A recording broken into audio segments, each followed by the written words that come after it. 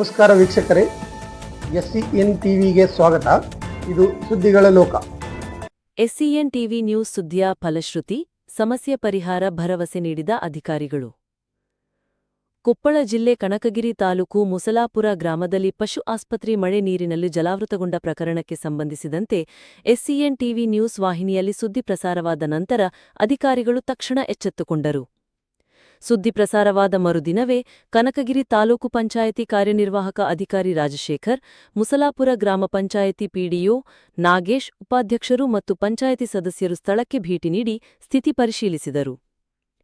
ಕಳೆದ ಕೆಲವು ದಿನಗಳಿಂದ ಸುರಿಯುತ್ತಿರುವ ಭಾರಿ ಮಳೆಯಿಂದ ಗ್ರಾಮದಲ್ಲಿನ ಒಳಚರಂಡಿ ನೀರು ನೇರವಾಗಿ ಪಶು ಆಸ್ಪತ್ರೆಗೆ ನುಗ್ಗಿ ಚಿಕಿತ್ಸಾಲಯ ಸಂಪೂರ್ಣವಾಗಿ ಜಲಾವೃತಗೊಂಡಿತ್ತು.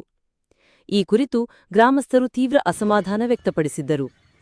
ಸ್ಥಳ ಪರಿಶೀಲನೆ ಬಳಿಕ ಇಒ ರಾಜಶೇಖರ ಅವರು ಗ್ರಾಮದಲ್ಲಿ ಉಂಟಾದ ಸಮಸ್ಯೆಯನ್ನು ಪರಿಹರಿಸಲು ತಕ್ಷಣ ಸ್ವಚ್ಛತಾ ಕಾರ್ಯ ಕೈಗೊಳ್ಳುವುದಾಗಿ ಭರವಸೆ ನೀಡಿದರು. ವರದಿ Basavaraj Nayak, SCN TV news.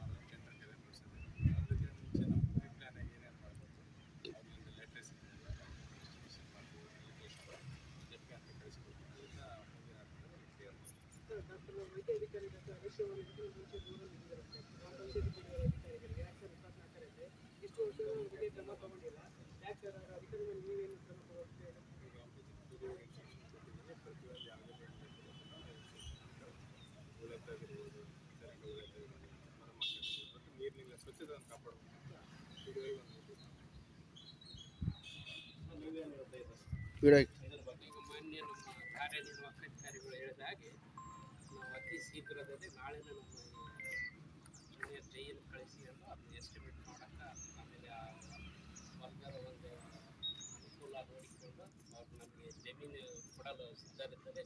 ಕೂಡಲೇ ನಾವು ಸರ್ ಕೂಡ ನಾವು ಹಿರಿಯ ಅಧಿಕಾರಿಗಳೊಂದಿಗೆ ಆ ವಿಷಯ ನಾವು ಗಮನಿಸಿಕೊಂಡು ಕೂಡಲೇ ಸಮಸ್ಯೆ